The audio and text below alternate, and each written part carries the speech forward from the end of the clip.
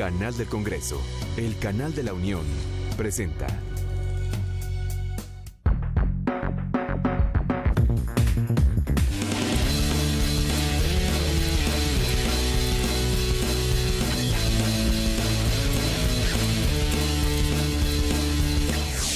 Soy Manuel López San Martín, bienvenidos al canal del Congreso, bienvenidos también a esta visión universitaria, un espacio de diálogo e intercambio de ideas entre legisladores y estudiantes universitarios.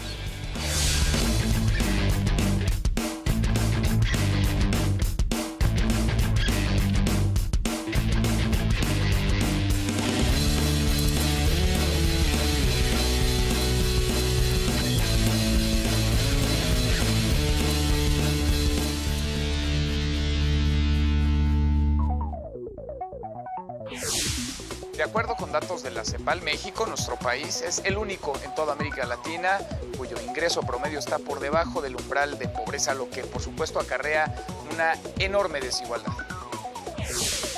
El salario mínimo en nuestro país oscila entre los 63 y los 67 pesos por jornada laboral, lo cual ni de cerca alcanza para cubrir las necesidades más elementales, para comprar una canasta básica cuyo precio ronda los 180 pesos. Actualmente en el Congreso de la Unión existen diversas iniciativas sobre este tema, el del salario mínimo. Algunas para que se incremente de manera paulatina, otras más que la anclan a una consulta ciudadana en el próximo proceso electoral. En lo que coinciden ambas es en que el salario mínimo deje de ser tomado como unidad de medida para el pago de multas, recargos o hasta hipotecas. Pero, ¿cuántas leyes, de qué tamaño es la normatividad que se tiene que modificar para desvincular el salario mínimo como unidad de medida? ¿Cuál es el estatus de las iniciativas que se han presentado? ¿Quiénes las impulsan? ¿Se podrá llevar a cabo? ¿Por qué no se le metió mano al tema durante muchos años? Hoy, desde el Senado de la República, jóvenes estudiantes discuten, dialogan, intercambian opiniones con legisladores. Acompáñenme a esta visión universitaria.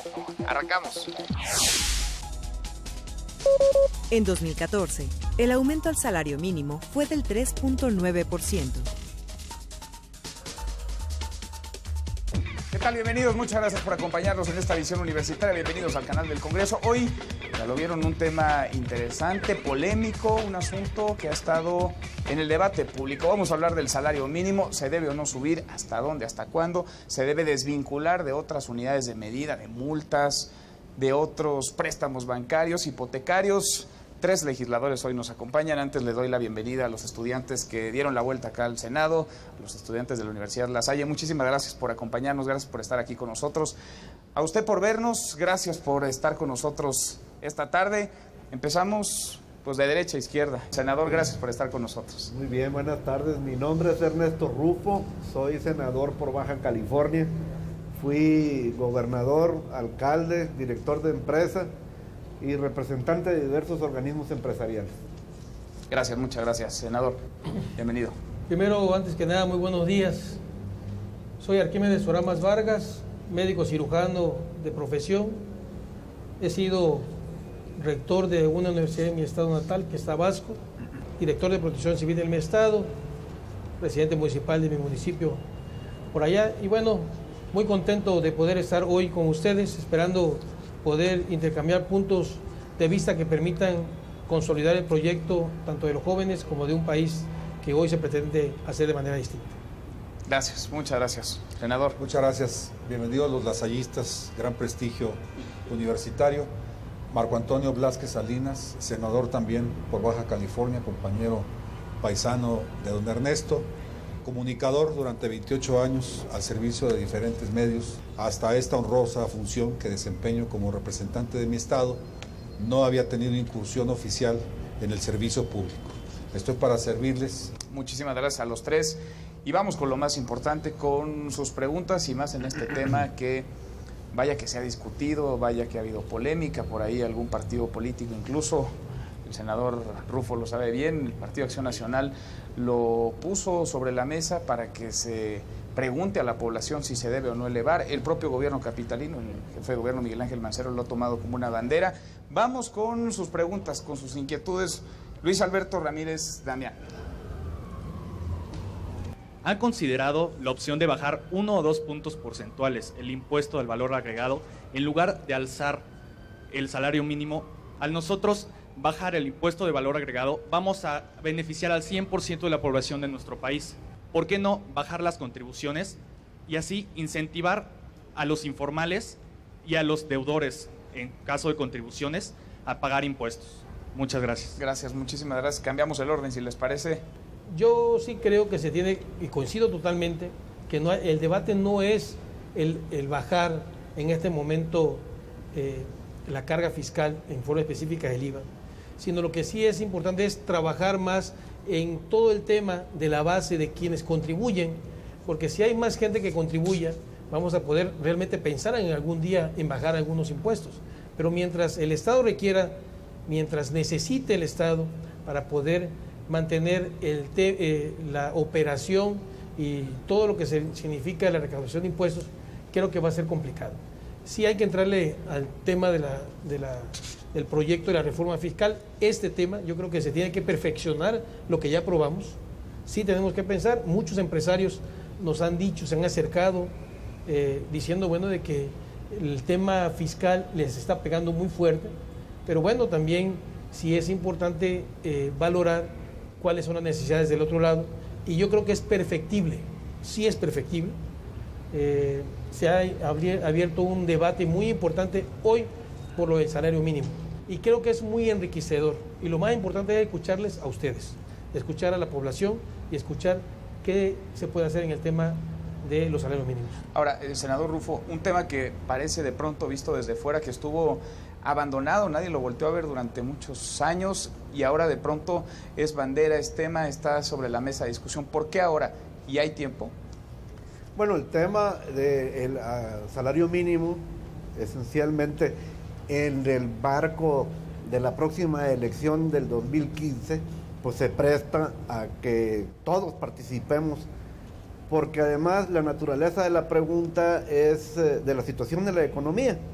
De manera que, pues yo contestaría, estoy de acuerdo que se reduzcan los impuestos, que no pidamos tanto prestado y que el gobierno se reduzca de tamaño. De esta manera le puede rendir un poquito más el dinero a la gente. Y en el tema del salario mínimo, pues sin duda hay fuerzas del mercado que lo establecen, pero también hay razones de dignidad que debemos de considerar. Es por ello que debe de incorporarse en la evaluación del salario mínimo estas razones de dignidad, aparte de lo que diga el mercado.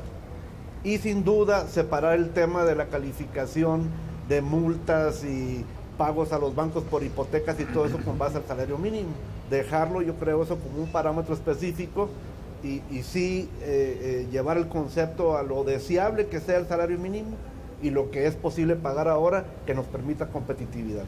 Habría que preguntárselo a la gente, ¿es un tema que se puede someter a consulta? Me parece que es una pregunta ociosa, llevada a nivel de consulta, porque va a arrojar solamente información cuantitativa. Y lo que está planteando el doctor Mancera es información cualitativa, a través de foros, a través de consultas, para obtener la información que nos permita concienzudamente y responsablemente tomar la decisión. Sin embargo, creo que de las consultas que se van a plantear es la que tiene mayor probabilidad de ser señalada en la boleta, porque no pasa por los caminos de la prohibición. Más allá de esto, creo yo que el debate, sí, decía el senador Rufo, que es de dignidad, y yo agregaría que es de pleno derecho constitucional. Sin embargo, tendríamos que ver aquí dos aspectos. El primero es establecer que somos un país de salario mínimo, porque por ahí se ha dicho que no.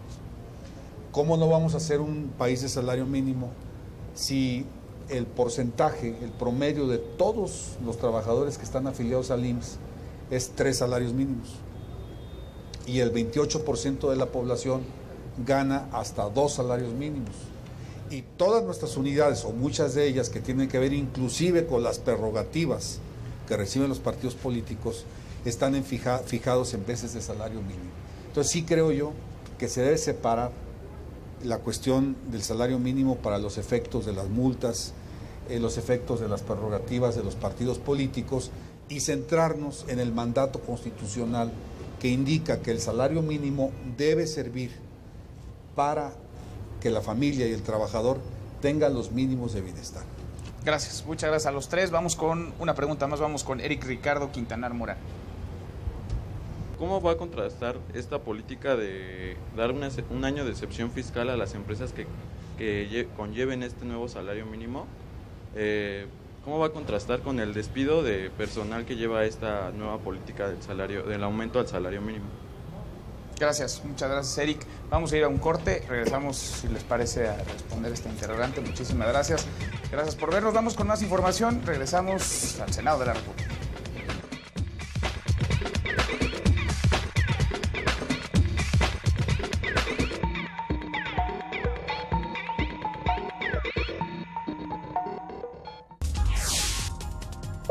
$6.7 millones de mexicanos perciben un salario mínimo, lo cual representa el 15.1% de la población ocupada en el país.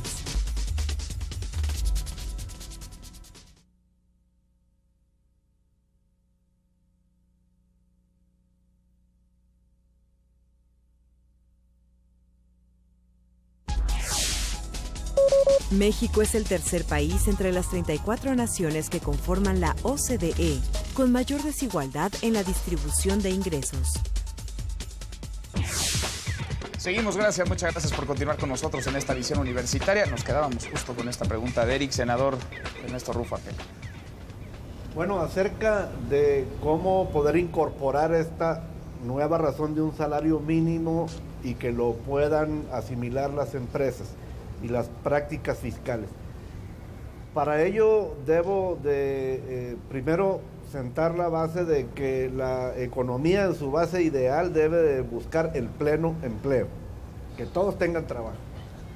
Y en esta razón, la política económica actual, la que se está llevando en este momento, está privilegiando la necesidad del gobierno y no la de la economía de la nación para que se desarrolle.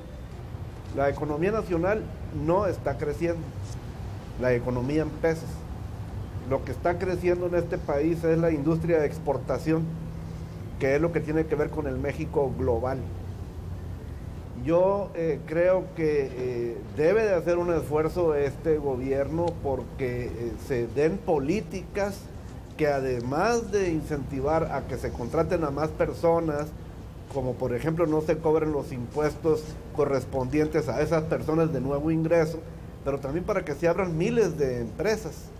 Y hasta ahora lo que hemos visto es que estamos agobiando la carga fiscal sobre de las empresas y las estamos perdiendo competitividad. Así que aquí yo lo que veo es que de hecho el país ya llegó al cambio de un nuevo paradigma. Ya no podemos funcionar a través de un gobierno fuerte, sino a través de una nación fuerte porque está afincada en su trabajo. Gracias, muchas gracias. A ver, entrémosle al tema, si les parece, desde diferentes ópticas, desde diferentes puntos de vista, senador. Por favor. Sí, yo creo que el debate, y en el tema concreto Eric que está mencionando, acerca de cómo poder buscar si estos estímulos fiscales van a permitir crecer a las empresas, pues necesariamente es una herramienta más que tienen que tener las empresas para poder crecer. Sí es necesario dárselas. Efectivamente, se tiene que ver cómo producimos empleos, cómo generamos empleos, y empleos que sean bien remunerados, y por el otro lado que también tengan la gran oportunidad de que puedan medirse en el tema de la productividad para que puedan ser mejor remunerados quien produce más. Están las bases fincadas con esas reformas que aprobó en el Senado, que se aprobó en la Cámara de Diputados, esta reforma fiscal, estas reformas hacendarias, esta reforma energética. Tenemos que darle oportunidad también a un gobierno que está iniciando con este proceso, porque todavía estamos terminando las 12 reformas, a que podamos plantear un México distinto. Gracias, muchas gracias, senador Orama. Senador Blázquez. Sí, creo que tenemos que ser muy responsables en el tema del salario mínimo, porque lo que estamos discutiendo es el mandato constitucional de la vida digna del trabajador y su familia. Porque si nosotros cometemos un error en el cálculo, si por desbordar los afanes político-electorales tomamos una decisión equivocada o con información simulada, es un efecto boomerang. Al que vamos a afectar por un mal cálculo es al trabajador de salario mínimo. Entonces, yo aquí quiero establecer que he considerado que esto se tiene que hacer por estados o se tiene que hacer por regiones económicas, porque no podemos comparar un mercado laboral como pudiera ser Chiapas o como pudiera ser Tabasco, Tenosique, Villahermosa, con Ensenada, con Mexicali o con Hermosillo. Son realidades diferentes. Entonces sí creo que con toda seriedad, ya que se está empezando a convocar a estos foros, todos participemos. Es definitivo. El cálculo que están realizando tanto la corriente progresista como el Partido de Acción Nacional es correcta, porque se está planteando un límite, me parece de 87 pesos, que corresponde a la línea de bienestar de 2.500 pesos que señala el Coneval como la línea de bienestar. Pero ojo, esto es para una persona. Entonces sí, yo creo que esto nos obliga a asumir con toda responsabilidad el debate y tomar las decisiones de manera focalizada. Mercado donde dé, aplicar; mercado donde no dé, abstenerse o hacerlo de una manera gradual para monitorear los efectos colaterales que a las demás actividades productivas trajera este aumento. Gracias, muchas gracias, senador. Vamos con otra, antes de que nos lleve el aire a todos, porque está soplando fuerte, vamos con otra pregunta. Vamos, por favor, con Mariana Jacqueline Paredes Preciado. Una de mis inquietudes, y que a mí me gustaría, es que ustedes pensaran y se pusieran en los zapatos de aquellas personas que ganan el salario mínimo. ¿Qué van a pensar sobre su familia, sobre sus ingresos? Eso es mi inquietud. O sea, enfocarme sobre las personas, porque la mayoría de nosotros, o la mayoría de esas personas, son las que ganan el salario mínimo. Senador Rufo. México es un país donde hay más personas que oportunidades. Y esto lo que quiere decir es que siempre hay muchos que quieren el empleo y pocas oportunidades de empleo. ¿Y qué es lo que sucede entonces? Que el nivel de los probables ingresos se baja. Hasta ahora hemos estado creciendo a tasas que no producen más oportunidades que gente, y cada día nos empobrecemos más. Y esto es porque hemos llevado la política como país de privilegiar una presencia de gobierno muy fuerte que no lo podemos mantener. Si ustedes ahorita analizan los precios del petróleo y todo eso, se van a dar cuenta que significa mucho para el ingreso público y se está cayendo. Entonces, aquí lo que deberíamos de hacer es dar todas las facilidades para que la economía crezca y las personas tengan muchas oportunidades. Y sí, en este momento en el que hay una distancia muy grande entre los que ganan mucho y los que ganan poco, y sin duda tenemos que colocarnos en la posición de qué haríamos nosotros con un salario mínimo. Estoy de acuerdo con su pregunta. Por eso hay que someternos a la actitud de que debemos de ganar menos, reducir la diferencia, y ese ahorro para el gobierno, mandarlo a infraestructura para que haya más oportunidades para las personas. Sin duda. Gracias, muchas gracias a los tres. Vamos a ir a una pausa, vamos con otra visión. Seguimos en esta visión universitaria desde el Senado de la República.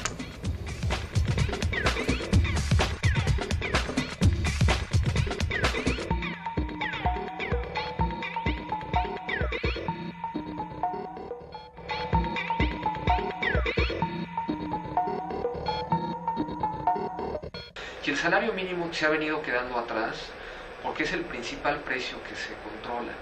Sin embargo, eso no es algo que tenga que ser así. Ya con los niveles de inflación, tanto en México como en el mundo que hay una posibilidad real de que no se utilice este como un precio controlado, especialmente de esa forma tan estricta. Solo déjenme ilustrarles un ejercicio muy sencillo que nos habla de políticas alternas que se pueden utilizar, que no van a afectar a la inflación, que van a dar certidumbre a las empresas, a los trabajadores, sobre el futuro del salario mínimo. Por ejemplo, si el salario mínimo hubiera crecido aproximadamente igual que la inflación durante los últimos 10 o 12 años, que es la época en la que el gobierno ha tenido esta política, esa es la política que hemos tenido. Tendríamos este salario de 67 pesos con 29 centavos, que es el que existe ahora. Salario general en la zona, digamos, el más alto. Si este salario hubiera crecido de acuerdo a cómo creció el salario general en la economía, en particular el salario al que se cotiza el Seguro Social, tendríamos 70-75, es decir, el salario mínimo ni siquiera ha alcanzado al promedio del salario del Seguro Social, ¿no? Eso realmente no es una política muy clara, un control de precios tan estricto no es muy claro. Si hubiera crecido 1% arriba de lo que crecieron los salarios de cotización al IMSS, estaríamos en 79.02. Esto recuerden que es comenzando en 2002. Y si hubiera crecido en 1.4 estaríamos en 82 pesos con 86 centavos, que es por ejemplo la propuesta que tiene el grupo político del Distrito Federal de incremento. Ahora que vemos que un incremento gradual no tiene por qué crear desajustes en el mercado de trabajo. Realmente con un salario de, vamos a decir en números redondos, 80 pesos, en unos pocos años, yo creo que es algo que no se puede hacer de un día para otro, pero en unos pocos años se podría tener un nivel de salario que sería ya de un nivel promedio en América Latina y que muy fácilmente puede absorberse por el aparato productivo sin afectar a la inflación. Este nivel, como de 80 pesos, aproximadamente es el mismo que había en 1994, con eso les doy una idea de dónde nos podría llevar esta política.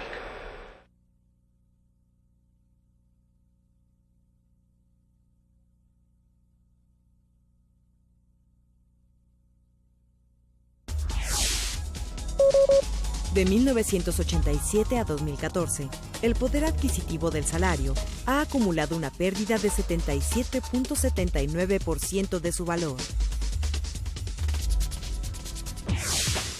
Seguimos, muchas gracias por continuar con nosotros en esta visión universitaria. Hasta ahora hemos hablado del tema político, de lo que implica el salario mínimo, del tema ciudadano, del factor de las empresas y de cómo el trabajador debería de ganar más, pero Sara Montserrat Vargas Núñez tiene otra óptica, otra visión. Sara. En cuanto a, digamos, el salario mínimo no solamente es un pago a un trabajador, sino también, digamos, que marca cierto estándar. Hay muchas cosas que están basadas en el salario mínimo. Por ejemplo, el Infonavit. La gente que sacó sus créditos para sus casas, o bueno, sus viviendas, con base a este salario mínimo, ¿qué va a pasar con esas personas? Gracias, muchas gracias, Sara. Y lo mismo podríamos decir de las multas, de los recargos. ¿Cómo desligar como unidad de medida el salario mínimo, senador Rufo? Bueno, primero decir que la famosa Comisión Nacional de los Salarios Mínimos ha ido ajustando su valor conforme a la inflación.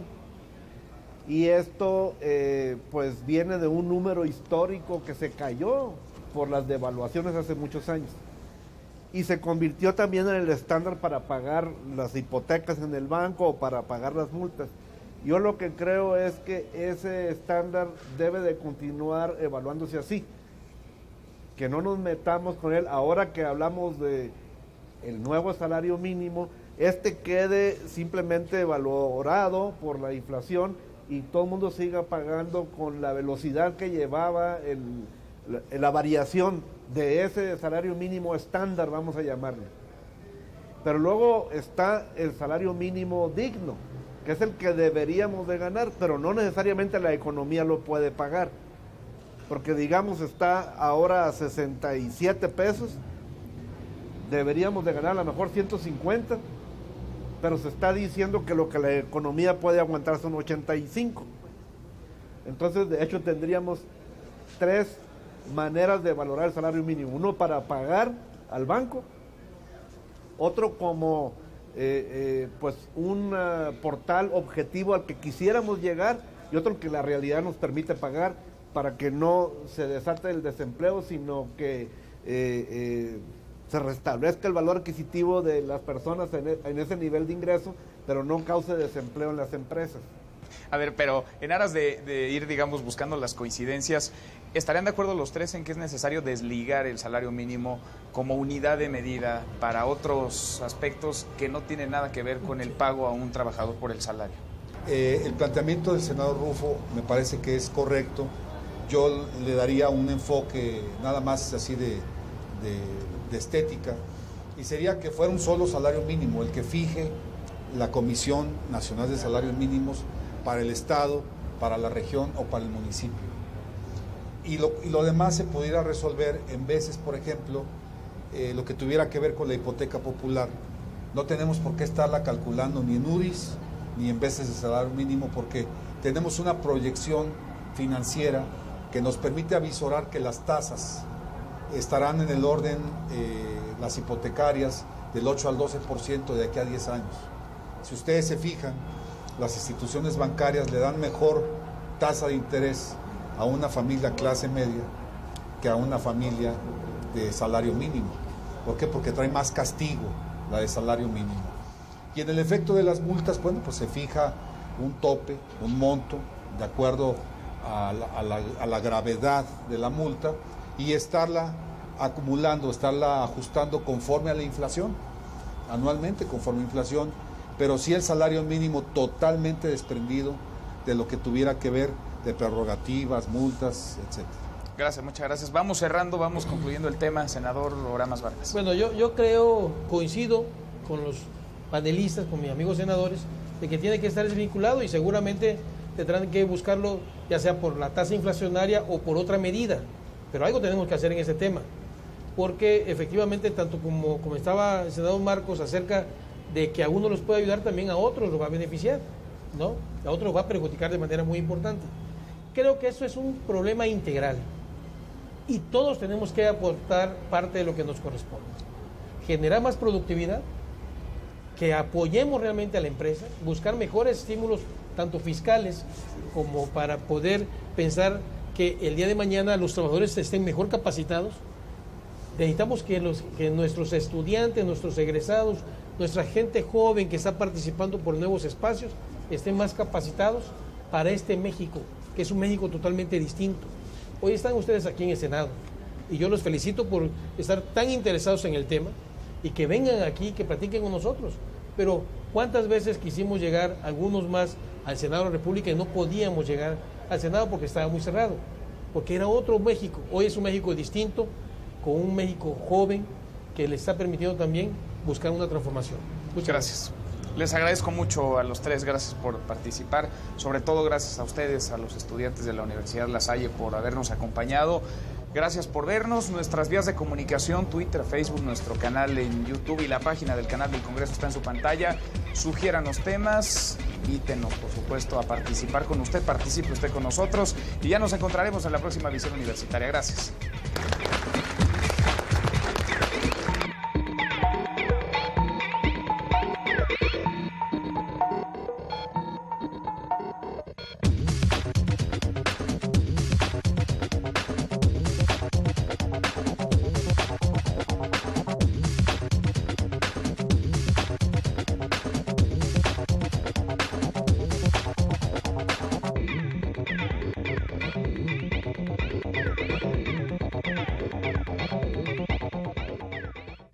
Canal del Congreso, el canal de la Unión, presentó.